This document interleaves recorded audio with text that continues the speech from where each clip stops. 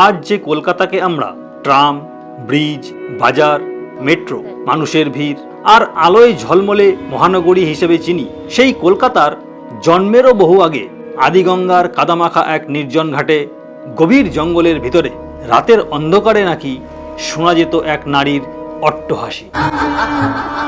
আর সেই হাসির দিকেই টান খেয়ে ছুটে যেত সন্ন্যাসী, ব্যবসায়ী, মাঝি ও আরও অনেকে। কারণ তারা বিশ্বাস করত এখানে পড়ে আছে সতীর শরীরের অংশ, আর এখানেই জেগে আছেন মা কালী।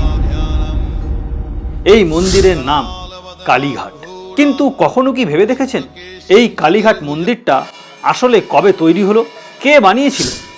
এটা কি সত্যি 1000 বছরের পুরনো, নাকি আজ যে মন্দির আমরা দেখি তার পেছনে আছে জমিদারদের এক সুপরিকল্পিত ইতিহাস? আর একটা বড় প্রশ্ন, কলকাতা শহরের জন্মের আগেই কি জেগে উঠেছিল কালীঘাট? আজকের এই ভিডিওতে আমরা খুলে দেব কালীঘাট মন্দিরের জন্মের আসল ইতিহাস, যেখানে আছে সতীপীঠের পৌরাণিক রহস্য, সন্ন্যাসীদের অলৌকিক আবিষ্কার, জমিদারদের ক্ষমতার খেলা আর ব্রিটিশ কলকাতার উত্থানের আগের অন্ধকার কাহিনী। ভিডিওটি শেষ পর্যন্ত দেখার অনুরোধ রইল, কারণ ভিডিওর শেষে আপনি বুঝতে পারবেন কালীঘাট শুধু একটা মন্দির নয়, এটা কলকাতার আত্মা। আজ থেকে প্রায় 400-500 বছর আগে, যেখানে আজ দক্ষিণ কলকাতার ব্যস্ত রাস্তা, সেখানে ছিল কাদামাখা জলা জঙ্গল, চারিদিকে ঘন বন, বাঘ শেয়ালের ডাক। রাতে কেউ একা বেরোতে সাহস পেত না। এই অঞ্চলের পাশ দিয়েই বয়ে যেত আদিগঙ্গা, গঙ্গার একটি পুরনো প্রবাহ পথ। সেই নদীপথ দিয়েই নৌকোয় করে যেত ব্যবসায়ী, মাঝি, সাধু, তীর্থযাত্রী। আর নদীর ধারে ছিল একটি ছোট্ট ঘাট। লোকেরা সেই ঘাটে নেমে এক অদ্ভুত শক্তির উদ্দেশ্যে প্রদীপ জ্বালাত, কারণ তাদের বিশ্বাস ছিল এই স্থান সাধারণ নয়, এখানে মা কালী বিরাজ করেন। সেই থেকেই নাম হয় কালীঘাট। ইতিহাসবিদদের মতে ব্রিটিশদের কলকাতা গড়ার বহু আগেই এই অঞ্চল কালীক্ষেত্র নামে পরিচিত ছিল, এবং নদীপথে যাতায়াতকারী ব্যবসায়ীরা এখানে দেবীকে প্রণাম করে যাত্রা করতেন। ভাবুন একবার, রাতের কালো নদী, কুয়াশা, জঙ্গলের মধ্যে মিটমিটে প্রদীপ, আর ঘাটে বসে আছে কয়েকজন তান্ত্রিক। এই পরিবেশ থেকেই জন্ম নেয় কালীঘাটের প্রথম বিশ্বাস। হিন্দু পুরাণ অনুযায়ী রাজা দক্ষের যজ্ঞে অপমানিত হয়ে সতী আত্মাহুতি দেন। স্ত্রীর মৃত্যু শোকে পাগল হয়ে যান মহাদেব। তিনি সতীর দেহ কাঁধে নিয়ে তাণ্ডব শুরু করেন। পুরো সৃষ্টি ধ্বংসের মুখে পড়ে। তখন ভগবান বিষ্ণু তার সুদর্শন চক্র দিয়ে সতীর দেহ 51 টুকরো করেন। যেখানে যেখানে সেই অঙ্গ পড়ে সেখানেই গড়ে ওঠে শক্তিপীঠ। বিশ্বাস করা হয় কালীঘাটে পড়েছিল সতীর ডান পায়ের আঙুল। এই কারণেই কালীঘাটকে ভারতের 51 শক্তিপীঠের অন্যতম ধরা হয়। এই বিশ্বাসই সাধারণ ঘাটকে ধীরে ধীরে পরিণত করে অলৌকিক তীর্থস্থানে। লোকেরা বলতে শুরু করে এই মাটিতে দেবীর অঙ্গ আছে। আর বিশ্বাস যখন জন্মায়, মানুষ তখন অলৌকিক ঘটনাও দেখতে শুরু করে। কেউ বলে রোগ সেরে গেছে, কেউ বলে মানত পূরণ হয়েছে, কেউ বলে রাতে নীল আলো দেখা যায়। এইসব গল্প দাবানলের মতো ছড়িয়ে পড়ে সমগ্র বাংলায়। এবার আসি ইতিহাস আর লোককথার মাঝামাঝি এক জায়গায়। কালীঘাট নিয়ে সবচেয়ে প্রচলিত কাহিনী হলো 2 সন্ন্যাসী এই স্থানকে জাগ্রত করেন। তাদের নাম আত্মারাম ব্রহ্মচারী এবং ব্রহ্মানন্দ গিরি। কথিত আছে এক গভীর রাতে আত্মারাম ব্রহ্মচারী আদিগঙ্গার ধারে ধ্যান করছিলেন। হঠাৎ তিনি দেখলেন জলের ভেতর থেকে এক অদ্ভুত আলো বেরোচ্ছে। তিনি এগিয়ে গেলেন, জল থেকে তুলে আনলেন এক পবিত্র পাথরখণ্ড, যাকে দেবীর চিহ্ন বলে মানা হয়। তারপর আত্মারাম ব্রহ্মানন্দ গিরির সঙ্গে মিলিত হয়ে সেই স্থানে একটি ছোট্ট কুঁড়েঘর সদৃশ্য মন্দির তৈরি করেন। বর্তমান কালীঘাটের দেবী মূর্তির প্রাচীন রূপটিও এই 2 সাধকের সঙ্গেই যুক্ত বলে বহু ঐতিহ্যবাহী বর্ণনায় উল্লেখ আছে। অর্থাৎ শুরুতে কালীঘাট ছিল না কোনো বিশাল মন্দির, ছিল শুধু জঙ্গলের মধ্যে কুড়ে ঘরের মতো এক পূজা স্থান। একটা জায়গা তখনই বিখ্যাত হয় যখন তিনটে জিনিস একসাথে থাকে: বিশ্বাস, অলৌকিকতা আর লোকমুখে প্রচার। কালীঘাটে এই তিনটেই ছিল। আদিগঙ্গা নদীপথে যারা যেত তারা এখানে থামতো, তারা মানত করত, ফিরে গিয়ে গল্প বলতো। ওই ঘাটে মানত করলে নাকি কাজ হয়।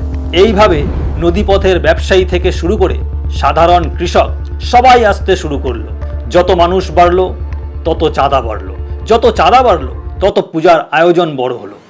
আর তখনই এই তীর্থের দিকে নজর পড়ল এক প্রভাবশালী জমিদার পরিবারের। এবার গল্পে আসে কলকাতার ইতিহাসের সবচেয়ে গুরুত্বপূর্ণ পরিবারগুলির একটি, সাবর্ণ রায়চৌধুরী পরিবার। এই পরিবারই ছিল কলকাতার বিস্তীর্ণ অঞ্চলের প্রাচীন জমিদার। ব্রিটিশরা যখনও পুরোপুরি কলকাতা গড়ে তুলতে পারেনি, তখনও এই পরিবার এই অঞ্চলে প্রবল প্রভাবশালী। তারা বুঝতে পারে কালীঘাট শুধু ধর্মীয় জায়গা নয়, এটা মানুষের আবেগের কেন্দ্র। আর যে মানুষের বিশ্বাস নিয়ন্ত্রণ করবে সে গোটা অঞ্চলের সামাজিক প্রভাবও নিয়ন্ত্রণ করবে। তখন পরিবারের সদস্য সন্তোষ রায়চৌধুরী সিদ্ধান্ত নেন এখানে একটি স্থায়ী বড় ইট ও পাথরের মন্দির তৈরি করা হবে। ঐতিহাসিক নথি অনুযায়ী বর্তমান মন্দিরের নির্মাণ কাজ শুরু হয় 1798 সালে এবং সম্পূর্ণ হয় 1809 সালে। এই নির্মাণে সাবর্ণ রায়চৌধুরী পরিবারের পৃষ্ঠপোষকতা ছিল মুখ্য। মানে আজ আমরা যে কালীঘাট মন্দির দেখি সেটা প্রাচীন পৌরাণিক যুগের নয়, এটা 200 বছরের কিছু বেশি পুরনো একটি নির্মাণ। এটাই সবচেয়ে বড় সত্য। সেই সময়কার বাংলা মন্দির স্থাপত্য অনুযায়ী তৈরি হয় 8 চালা ধাঁচের এই মন্দির। ইট, চুন, সুরকি, হাতে গড়া অলঙ্করণ সব মিলিয়ে 11 বছর ধরে চলে কাজ। প্রথমে মূল গর্ভগৃহ, তারপর নাটমন্দির, পরে আশেপাশে আরও উপমন্দির। মন্দিরকে ঘিরে তৈরি হয় বাজার, পান্ডা, ফুলওয়ালা, প্রসাদ, বলি, তান্ত্রিক, একটা সম্পূর্ণ ধর্মীয় অর্থনীতি গড়ে ওঠে। ইতিহাসের মজার বিষয় হলো কালীঘাট শুধু পূজার স্থান থাকেনি, এটি দ্রুত এক বিশাল তীর্থ বাণিজ্য কেন্দ্রে পরিণত হয়। 1900 শতকে এই মন্দিরকে ঘিরেই পটুয়াদের বিখ্যাত কালীঘাট পটচিত্র সংস্কৃতিও জন্ম নেয় বলে ইতিহাসবিদরা উল্লেখ করেন। অর্থাৎ মন্দিরের সঙ্গে সঙ্গে জন্ম নেয় এক নতুন শহুরে সংস্কৃতি। যখন ব্রিটিশরা সুতানুটি, গোবিন্দপুর আর কলকাতা মিলিয়ে নতুন শহর গড়ছে, তখন কালীঘাট ইতিমধ্যেই তীর্থ হিসেবে বিখ্যাত। মানুষ দূর দূরান্ত থেকে আসছে।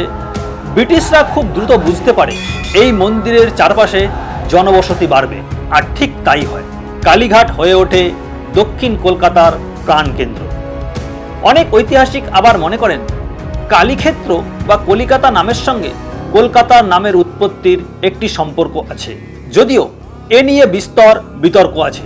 তবুও কালীঘাটের প্রভাব যে শহরের পরিচয়ে গভীরভাবে মিশে গেছে তা অস্বীকার করা যায় না। 200 বছরেরও বেশি সময় পেরিয়ে গেছে, কিন্তু আজও কালীঘাটে গেলে আপনি দেখবেন মানুষের বিশ্বাস একটুও কমেনি। আজও কেউ চোখের জল নিয়ে মানত করে, আজও কেউ বিপদে পড়ে মা কালীর নাম নেয়। আজও এই মন্দিরের অন্ধকার গর্ভগৃহে ঢুকলে অনেকের শরীরে কাটা দেয়, কারণ এখানে শুধু ইট পাথর নেই, এখানে জমে আছে কয়েকশো বছরের মানুষের ভয়, আশা, কান্না আর প্রার্থনা। তাই কালীঘাট মন্দিরের ইতিহাস আসলে 3টে স্তম্ভের ওপর দাঁড়িয়ে: পুরাণের শক্তিপীঠ, সন্ন্যাসীদের আবিষ্কার আর সাবর্ণ রায়চৌধুরীদের নির্মাণ। মানে এটা একদিকে দেবীর তীর্থ, অন্যদিকে জমিদারি ক্ষমতার নিদর্শন, আর তৃতীয় দিকে কলকাতা শহরের জন্মকথার অংশ। আপনি যদি কোনোদিন কালীঘাটে গিয়ে থাকেন, কমেন্টে লিখুন জয় মা কালী। আর এমনই বাস্তব ইতিহাসের অজানা রহস্য জানতে চ্যানেলটি সাবস্ক্রাইব করে রাখুন।